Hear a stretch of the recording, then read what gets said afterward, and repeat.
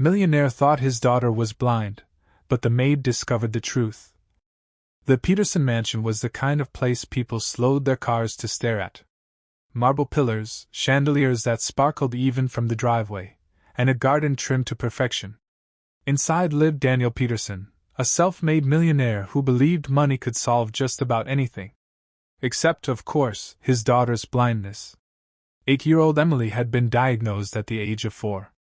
Doctors had told Daniel she would never see again, and he'd thrown himself into building a world where her lack of sight wouldn't matter. Special schools, tutors, the best technology money could buy, Emily had it all. Still, she was quiet, withdrawn, almost too perfect in her silence. One person noticed what Daniel didn't: Rosa, the maid. A single mother from humble beginnings, Rosa had been with the Petersons for 3 years.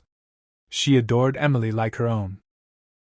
Every afternoon, while Daniel buried himself in business calls, Rosa would read stories aloud, guide Emily's hands across textured books, and tuck her in at night.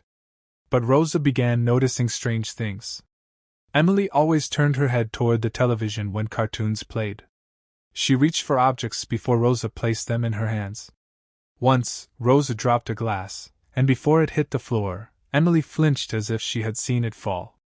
"Sweetheart," Rosa whispered one evening while folding laundry in Emily's room. "Can you see me?" Emily froze, her little hands twisting nervously in her lap.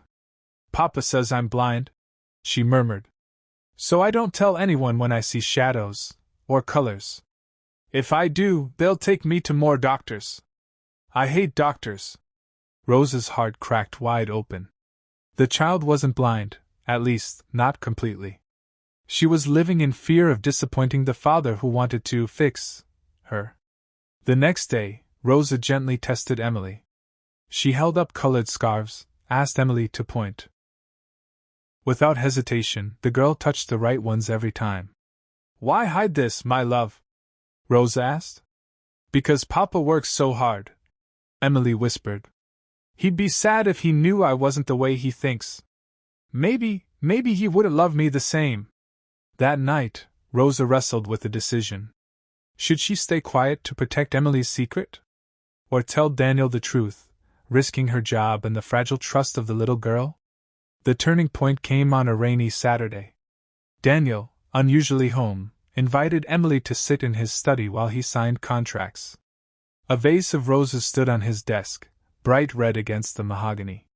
Emily, thinking no one noticed, reached out and gently traced the petals. Then she whispered, "They're beautiful." Daniel's pen froze mid-signature.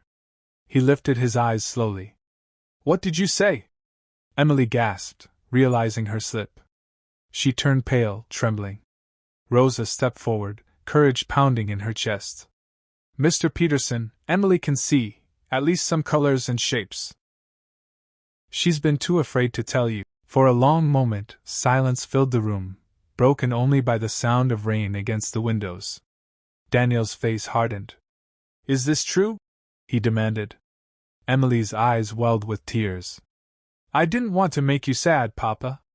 The millionaire who could buy anything in the world suddenly felt powerless. He knelt in front of his daughter, tears spilling down his own cheeks. "Sad? Sweetheart, nothing could ever make me love you less. You don't need to hide from me. I should have listened better. I should have seen you." In that instant, something changed in Daniel. For years, he had measured his worth in money, success, and control. But here was his daughter, teaching him that love wasn't about perfection, it was about presence. From then on, Daniel made different choices. He attended Emily's therapy sessions, not as a financier but as a father holding her hand. He thanked Rosa publicly at a family dinner, saying, "You gave me back my daughter. No amount of money could ever repay that." He raised her salary, but more importantly, he treated her as part of the family. Emily flourished. She painted pictures in bold colors, giggling as her father hung them proudly in his office. And Rosa, watching from the sidelines, felt the quiet satisfaction of someone who had changed the course of a child's life, not with wealth, but with kindness and courage. The truth had once been a secret born of fear.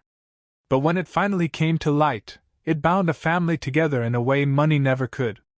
And perhaps that's the message we all need: the greatest riches aren't found in bank accounts or mansions. They're found in the simple, fearless act of loving one another as we are.